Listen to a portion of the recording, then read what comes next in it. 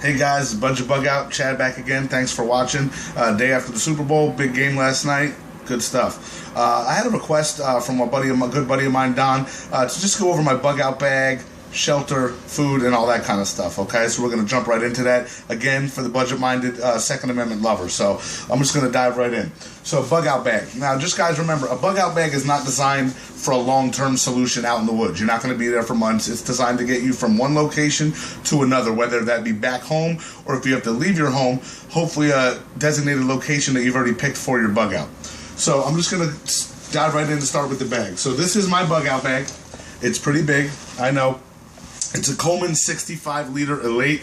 I bought this about 2 years ago. I made the mistake of buying the bag first and then filling it with a bunch of stuff. You don't want to do that. Get everything laid out for your bug out that you need, and then buy a pack that fits it all. Otherwise, it's going to end up being too heavy, which is why I'm going to be downgrading to probably a 40-liter or a 3-day pack. This is more like a week or a refugee bag.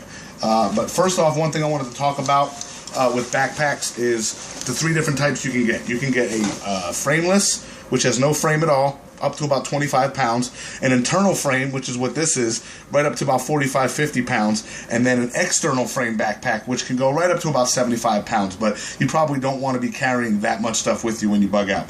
But if you do get a bag, make sure it's got a lot of good padding. You'll notice the straps here are padded, the back is padded. Up here, the straps are fully adjustable and padded. It does have an area here for my water bladder. I run that right through, so as I'm walking, if I need to get some water, I just get some water. Nice and easy. It does have this lid right here. One thing I really like about this pack is this lid. On the bottom of the lid, it came with a full rain fly in here, so it covers the whole bag in waterproof, so when it's raining, you don't have to worry about all your stuff getting wet. Alright, so I'm just going to go from the top and start down. I apologize I don't have a tabletop, but I'm working on it. Alright, so first things first, just a boonie cap.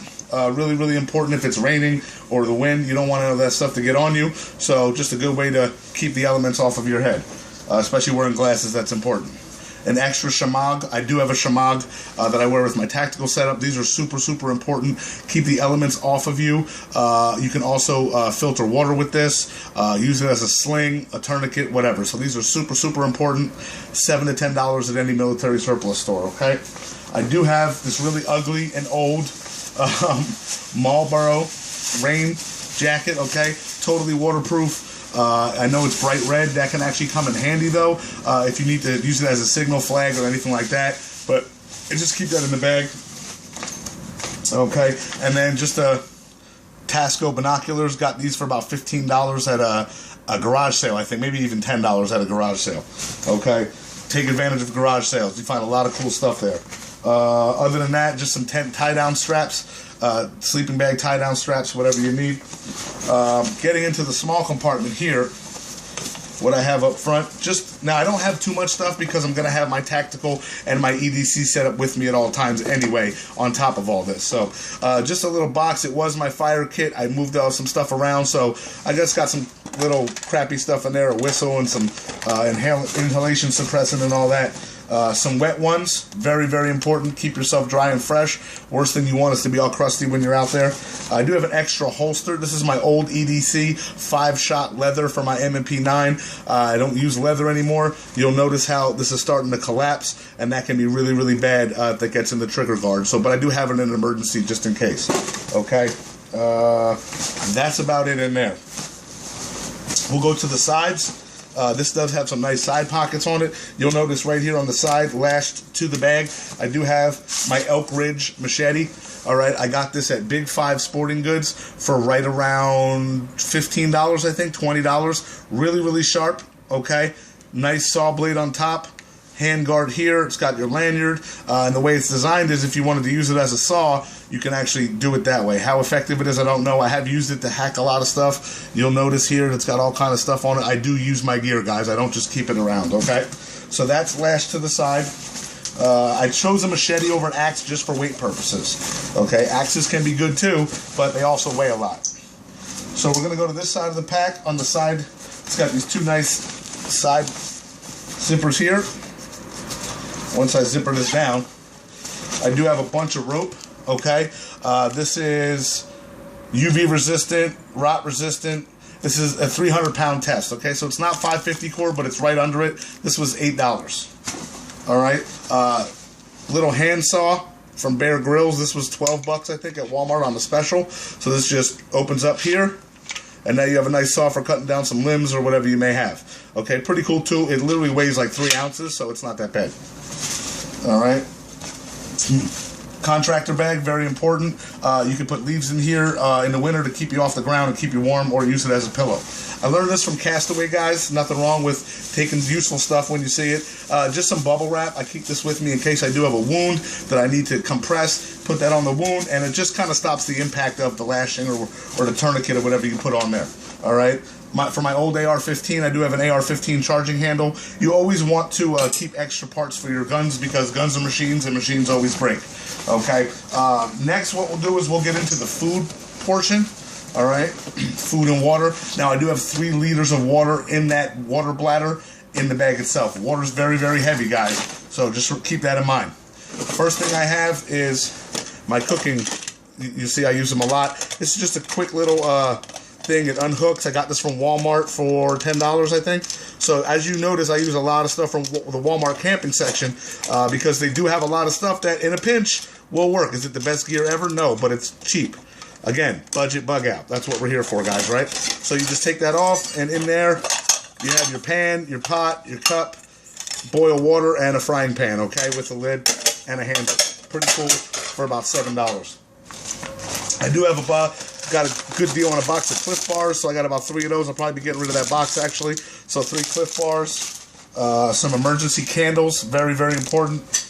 I do have this. I'm probably going to be getting rid of it only because of how heavy it is, but it's one of those Sterno fuels. This way you can just light that up, and it'll light real quickly. Now, my food. This is my food. I do keep it in this orange bag for one main reason. I do live in bear country here in Washington State, and anytime you're in bear country, you want your food up in a tree so the bears can't get to it and ruin your wherever you are. I'm more worried about a bear than a person, to be honest. But I do have some food in here, just some rice, some MREs, stuff like that. One thing I do have also really cool is one of these little folding stoves. I got this from Walmart again for $5. More importantly than just the stove, though, this is really nice if you are in a bug out situation. You can make fire and you can hide your fire. Okay, so you can make a fire to boil all your food, but you can hide it so nobody can see it from a far off distance and find out your location. All right, and then one other thing I do carry, it is kind of heavy, but it's great in a pinch, honey. Okay, more calories than anything you ever find in nature. Very, very important. Don't carry too much because it's heavy, but this will get you through a night. All right, so like I said, just MREs, MRE heater bags, a couple of those in there. Super easy. Let's get into the guts of the pack itself. We're going to open this up here. Excuse me for my... So I do have my knee pads. I got these for $10 at a gun show. If you're going to be doing any kind of tactical stuff, you will have to go prone, get on your knees. You don't want to rip your knees up because then you won't be able to walk. So $10 at a gun show. I do have what was my first aid kit. I now have a trauma kit that I use, but just some basic stuff: a spare knife, a lighter, sunscreen and chapstick, some more chapstick, some earplugs, some more dryer lint for kindling, some matches, and such like that. So just little things that I collected over time. Very important. An extra set of socks, synthetic, no cotton, cotton kills. Synthetic underwear, and just a towel, whether I need to cool off, whether I need to use it. I can actually wrap this whole thing down and use it as a pillow, okay, when I'm sleeping at night. So very, very good. Next is important is toiletries and medicine. I do need to take aspirin every day, so I have that. Antifungal, some steroids in case I go into anaphylactic shock, baby powder, foot powder, all kind of stuff that'll help you out there. So just a little toiletry kit and your medicine. Always keep it in plastic bags so nothing gets wet. What else do I have? Just this with all my pertinent information, birth certificate, social security card, firearms, or stuff. I just keep one of these with all my extras in my bug out bag in case I have to show ID for anything. All right, and then last but not least, I'm not a big tent guy. You guys know that. Some duct tape, but with a tarp. I bought this for $8 at Walmart. It's a 6x8 tarp, and this will be all the shelter you need. Remember, bug out does not mean you're going to be out in the woods. It means you're either getting back home or hopefully to a bug out location you've already disclosed and you already have planned. I have a few different routes, a few different bug out locations, but this is not a refugee bag. It's not designed to be out in the woods for the long term. It's designed to get from one place to another. That's really what a bug out is. So a tarp there for shelter. Between this and what I have in my go bag, the bivvy you saw, the emergency tarp, and the camper's tarp, I have all the shelter I'll ever need. So that's pretty much it, guys. This is what the bag looks like empty. Okay, like I said, it is too big. I am downgrading, but that's kind of my bug out bag. That's the stuff I have in it with my EDC, my go bag, and my tactical loadout, which you guys will see shortly. I have all the stuff I need to get back home or to get to my bug out location. If you guys have any questions, let me know. We got some, like I said, we have some good stuff coming up to help you guys get some tactical and bug out gear really, really cheap. So stay tuned. If you have any questions, let me know, and we'll see you soon.